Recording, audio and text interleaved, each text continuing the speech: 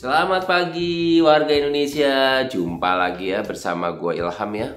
Gue dosen Fakultas Hukum Universitas Pancasila. Masih pada tema dan vlog yang sama, yaitu tentang rumah susun, tentang apartemen. Memang semua konten vlog gue itu gue khususkan untuk apartemen, rumah susun, tapi dengan tema-tema yang berbeda. Gue pernah membahas tentang pengelolaan pada masa transisi ya, konflik ataupun kisruh tentang pengelolaan pada masa transisi. Nah, dari vlog itu salah satu teman gue bertanya tentang pengelola yang berbadan hukum. Ya, apa yang dimaksud dengan pengelola yang berbadan hukum? Maka gue coba angkat nih pengelola yang berbadan hukum pada vlog kali ini. Ya, seputar tentang apa itu pengelola yang berbadan hukum dan bagaimana hubungan hukum antara P3SRS dengan pengelola yang berbadan hukum, ya pengelola, dan juga bagaimana pengelola ini mempunyai hubungan ya dengan pihak ketiga.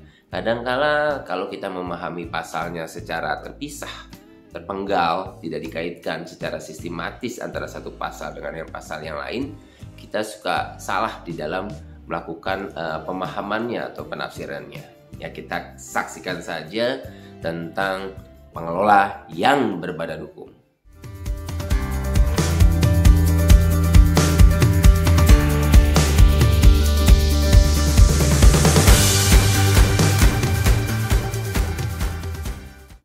Pengaturan tentang pengelolaan rumah susun itu diatur di dalam Undang-Undang 20 2011. Saya tidak akan melihat ke dalam PP 13 tentang pelaksanaan dari Undang-Undang 20 maupun Permen 14 tentang P3SRS, karena pengelolaannya sudah diatur secara substansial dan pokok di dalam Undang-Undang 20 2011. Ya, jadi ada di sana nih kerangka hukum utamanya, maka kita harus pahami dulu kerangka hukum utamanya.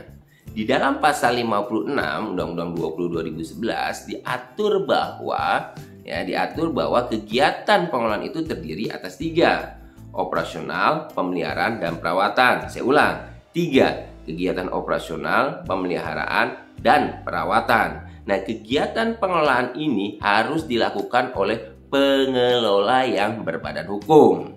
Nah, pengelola yang berbadan hukum ini harus mendapatkan izin pengelolaan rumah susun dari gubernur, bupati, atau wali kota. Ya, izin usaha pengelolaan rumah susun harus mendapatkan. Ya, kemudian ini dipertegas nih di Undang-Undang Cipta Kerja, yang tadinya izin pengelolaan rumah susun diubah menjadi izin usaha pengelolaan rumah susun.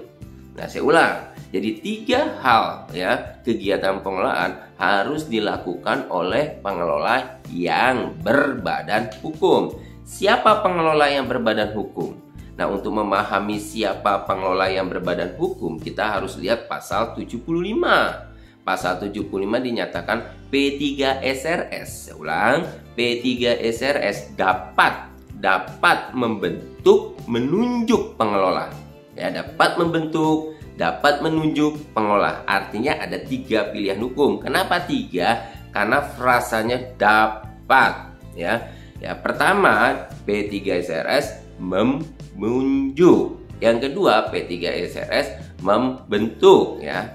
Yang ketiga, P3SRS mengelola sendiri. Jadi ada 3 pilihan hukum. Apakah dia mau menunjuk, apakah dia mau membentuk, atau P3SRS mau mengelola sendiri. Kita harus lihat nih kerangkanya ya. Yang pertama, dia menunjuk, maka dia harus menunjuk pengelola yang berbadan hukum. Dia membentuk, dia harus membentuk pengelola yang berbadan hukum. Dia mengelola sendiri, ya memang P3SRS adalah badan hukum yang diatur di pasal 74. Jadi jelas ya, P3SRS dapat mengelola sendiri karena dia adalah badan hukum. Hal ini sudah dipertegas dalam putusan Mahkamah Konstitusi nomor 85 tahun 2015. Bahwa makna pasal 75 ayat 4 yang tadi itu menunjuk pada kebebasan P3SRS. Apakah dia mau mengelola sendiri, apakah dia mau membentuk, apakah dia mau menunjuk. Jadi ada 3 pilihan hukum nih. Apakah dia mengelola sendiri, apakah dia menunjuk, apa dia membentuk. Ya, menunjuk, membentuk, ya, yang ditunjuk, yang dibentuk badan hukum. Mengelola sendiri P3SRS pun secara undang-undang karena dia diberikan kedudukan, maka dia pun badan hukum. Oke. Ketika P3SRS menunjuk, ya maka hubungan keperdataannya antara P3SRS dengan yang ditunjuk nih. Ya, yang ditunjuk, proses lelang dan terbuka, dia tunjuk. Maka kegiatan 3 tadi, operasional pemeliharaan perawatan, menjadi tanggung jawab ya, yang ditunjuk, pengelola yang ditunjuk. Semua kontrak terhadap pihak ketiga, semua kontrak terhadap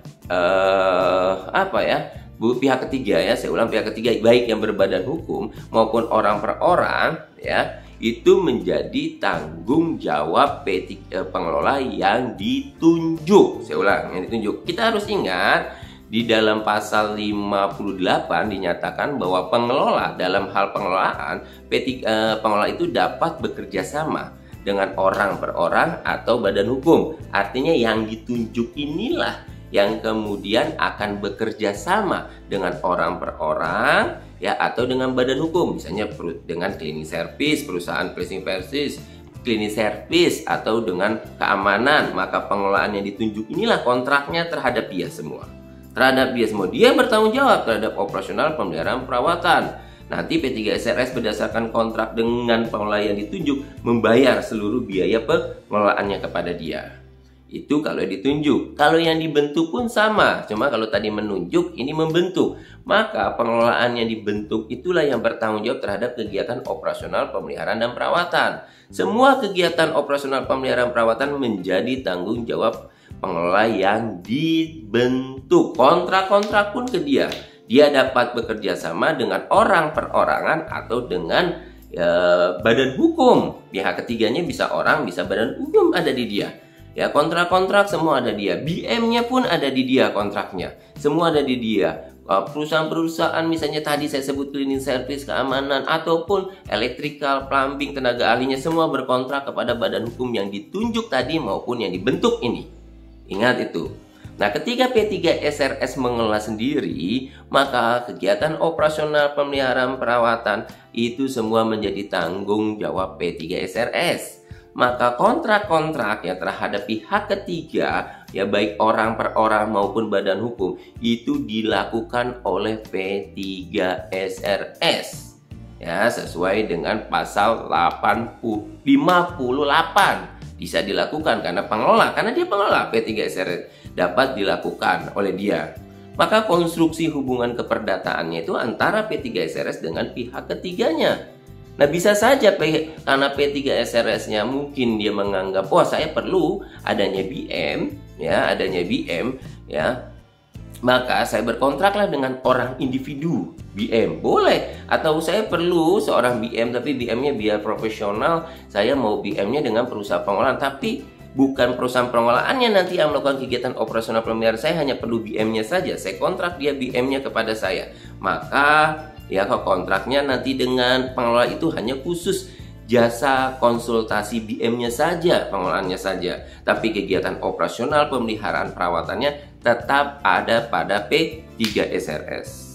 Ya, itu harus jelas kerangka hukumnya, hubungan hukumnya, dan bagaimana tanggung jawab masing-masing daripada subjek yang ada di dalam pengelolaan tersebut. Maka saya simpulkan, badan hukum pengelolaan rumah susun yang dimaksud di pasal 56 pengelola harus berbadan hukum itu ada 3. Bisa pengelola yang ditunjuk, bisa pengelola yang dibentuk, bisa P3SRS tersendiri. Maka Anda harus lihat apakah Anda mengelola sendiri P3SRS-nya, apakah Anda melakukan pengelolaannya dengan menunjuk, apa pengelolaannya dengan membentuk. Itu kalau Anda melakukan pengelolaannya sendiri misalnya P3SRS, maka semua kontrak dilakukan oleh Anda. Ya, kegiatan operasional pemeliharaan perawatannya ada pada Anda, ya kan? Bisa saja dalam kontrak itu ada BM, ada security, ada cleaning service, bisa saja ada di sana tapi berkontrak kepada Anda.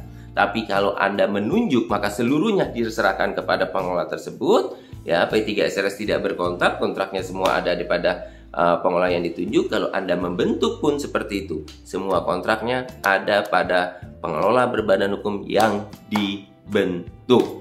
Jadi jangan dicampur-campurkan, cara berpikirnya harus jelas siapa dulu yang melakukan pengelolaan. Itu saja. Itu saja dari saya, semoga bermanfaat buat kita semua tentang siapa itu pengelola yang berbadan hukum. khusus tentang pengolahan-pengolahan kedepannya akan saya bahas. Ya, P3SRS kontennya sudah cukup banyak, tapi walaupun belum lengkap, ya saya menganggap bahwa konten tentang pengelolaan masih perlu saya tambah agar kita dapat berdiskusi bersama, kita dapat mendapatkan pemahaman yang bersama. Salam sehat dari saya, sampai ketemu lagi pada konten berikutnya.